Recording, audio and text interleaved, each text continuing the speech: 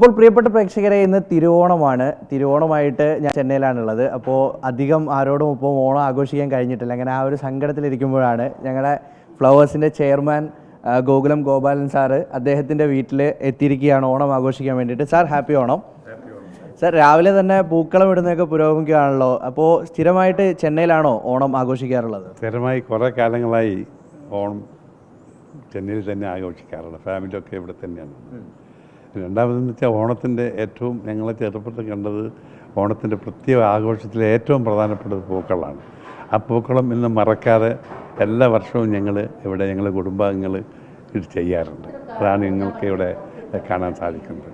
കാരണം പൂക്കളത്തിൽ അവരുടെ കലാബോധങ്ങൾ കാണിക്കാനും പിന്നെ അതിൻ്റെ ആ സൗന്ദര്യം ആസ്വദിക്കാനുള്ള ഒരു നല്ലൊരു അവസരമാണ്. കലാകാരന്മാർക്ക് ഒരു ചിത്രകാരൻ, പ്രത്യേകിച്ചും എൻ്റെ ഡോക്ടറിലോ ഒരു കലാകാരിയാണ്, ചിത്രം വരയ്ക്കുന്നതിൽ. അപ്പോൾ അവരുടെ ആശയത്തിലുണ്ടായ ഒരു പിന്നെ പൂക്കളമാണ് ഇവിടെ നമ്മൾ ചെയ്തുകൊണ്ടിരിക്കുന്നത്. ഈ ഡിസൈൻ വരച്ചേക്കുന്നത് ചേച്ചിയാണ്.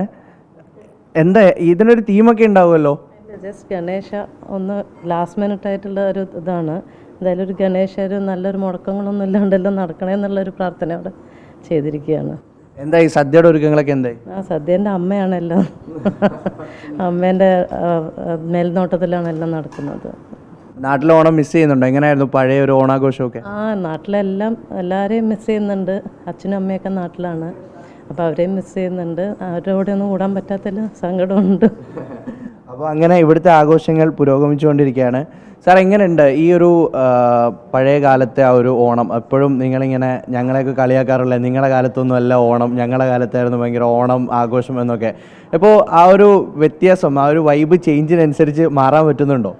തീർച്ചയായിട്ടും അതേ കൾച്ചർ, അതേ സംസ്കാരത്തോടെ എല്ലാ മറുനാടൻ മലയാളികൾ, പ്രത്യേകിച്ചും പ്രവാസി മലയാളികളൊക്കെ അവരുടെ ഓണം അവരുടെ പഴയ സംസ്കാരത്തെ ഓർത്തുകൊണ്ട് തന്നെ ആ പ്രതിധ്വനിയിൽ നമുക്ക് എപ്പോഴും കാണാൻ സാധിക്കും.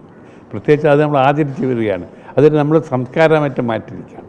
ഓണാഘോഷങ്ങൾ ഇപ്പോൾ എല്ലാ വീടുകളിലും ഇപ്പോൾ ഇങ്ങനെയുള്ള പൂക്കളം മത്സരങ്ങളും പിന്നെ നമ്മളെ സംഘടനകളൊക്കെ പൂക്കള മത്സരം നടക്കുകയാണ്.